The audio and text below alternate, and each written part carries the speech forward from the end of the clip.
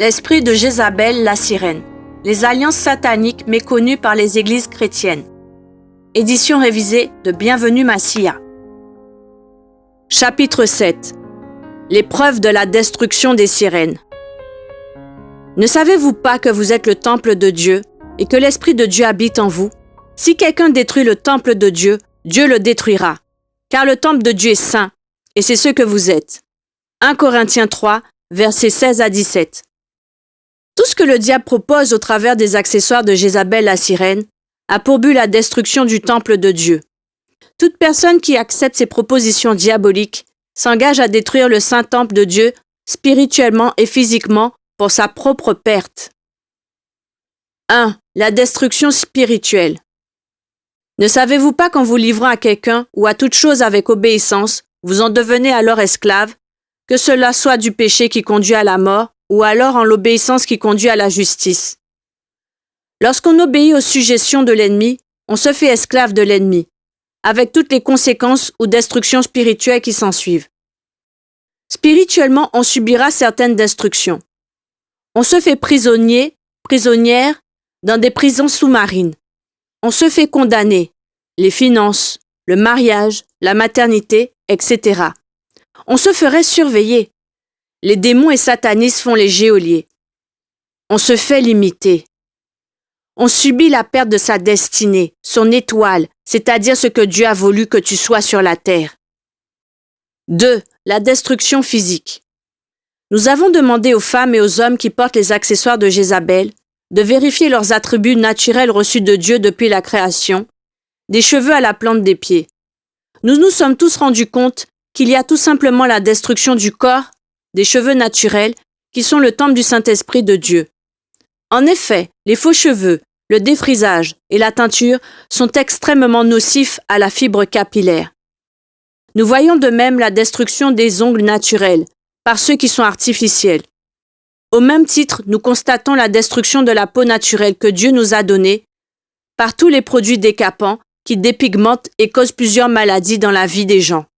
Je citerai entre autres le cancer, le diabète, l'hypertension artérielle, les ulcères, la perte de vue, les infections graves, etc. Même les non-croyants, ceux qui n'ont pas donné leur vie à Jésus-Christ comme Seigneur et Sauveur, se sont réunis et ont décidé d'interdire l'hydroquinone.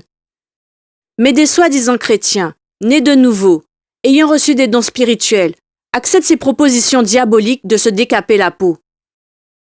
En addition, il y a la destruction des cils créés par Dieu en faveur des faux cils proposés par le diable.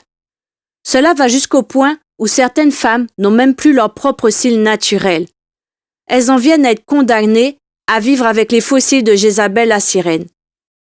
Sans oublier le rasage des sourcils, en vue de dessiner une forme de notre manière charnelle, n'étant pas satisfait de ce que le Tout-Puissant a fait. Quel déshonneur vis-à-vis de notre Créateur! Je nous interpelle tous, avec grande humilité, afin d'arrêter de tels actes ingrats et ignobles.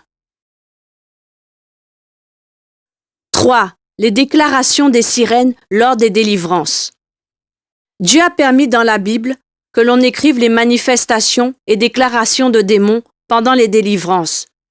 Par exemple, Christ avec la délivrance du fou de la ville de Gadara. Et s'écria d'une voix forte: Qu'y a-t-il entre moi et toi, Jésus, fils du Dieu Très-Haut? Je t'en conjure, au nom de Dieu, ne me tourmente pas.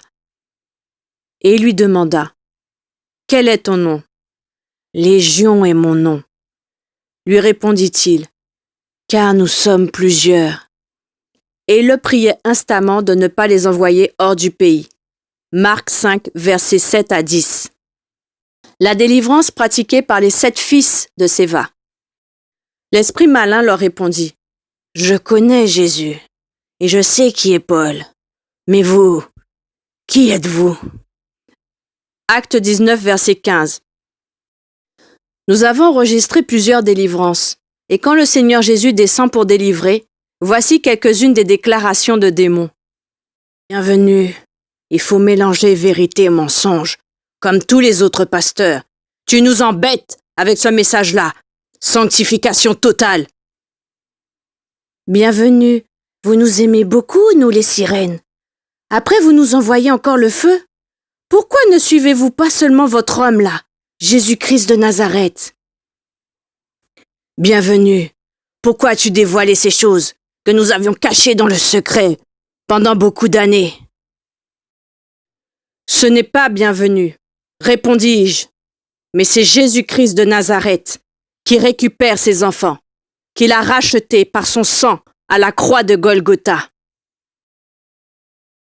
Nous allons susciter des pasteurs pour te contredire et s'opposer à ton message.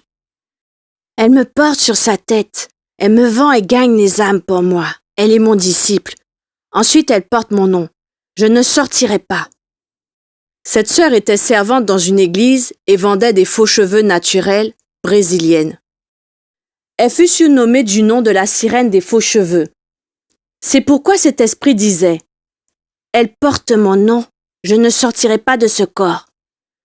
Dans la capitale de mon pays, le Congo démocratique, presque toutes les femmes qui vendent ces cheveux naturels sont surnommées du nom de la sirène des faux cheveux, répondant au nom de Cabello.